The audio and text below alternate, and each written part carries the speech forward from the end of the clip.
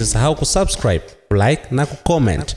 Mpango wa serikali wa kuficha mashahidi itakaowatumia katika kesi ya uhaini inayomkabili mwanasiasa mashuhuri nchini Tundu Antipas Lissu huenda usifue dafu, gazeti Mwanahalisi limeelezwa.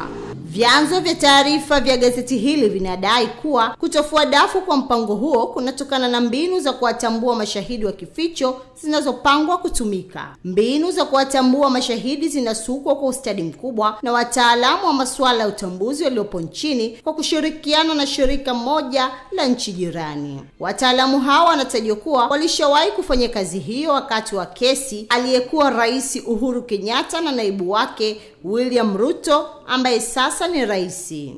Kwa mujibu wa mtoa taarifa wetu, kazi ya utambuzi imeanza na mashahidi watakaotumika wanaweza kufahamika kabla au wakati kesi inaendelea. Lissu anayekabiliwa na kesi ya uhaini anatarajiwa kuanza kukabiliana na mashahidi wake tarehe 6 Oktoba mwaka huu, wakati kesi inayomkabili itakapoanza kusikilizwa. Kesi dhidi ya Lissu imepangwa kuanza kusikilizwa kwa siku 17 mfululizo kuanzia leo tarehe 6 mpaka tarehe 24 Oktoba mwaka huu katika Mahakama Kuu ya Tanzania, masjala ndogo ya Dar es Salaam. Mmoja wa wafanyakazi wa taasisi hiyo ameeleza kuwa lengo la mkakati huu ni kutaka kuwajua iwapo waliokuwa viongozi waandamizi wa Chama cha Demokrasia na Maendeleo Chadema ndio watakaotumiwa na Jamhuri kama mashahidi wake wa kificho.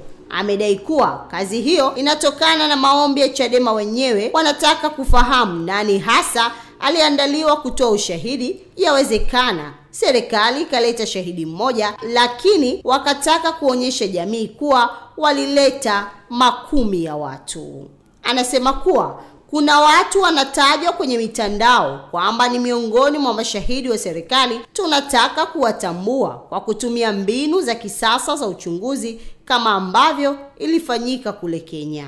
Tayari Lissu ametaja mashahidi wake 15 atakaowatumia katika kesi hiyo. Miongoni mwao ni Rais wa Jamhuri ya Muungano wa Tanzania Samia Suluhu Hassan, Makamu wa Rais Philip Mpango na Waziri Mkuu Kassim Majaliwa. Wengine ni Mkuu wa Jeshi la Polisi IGP Camillus Wambura, Mkuu wa Idara ya Usalama wa Taifa TISS, pamoja na viongozi wengine wa Chadema kama vile John Mnyika, Katibu Mkuu, John Heche, Makamu Mwenyekiti, na Amani Golugwa, Naibu Katibu Mkuu Bara.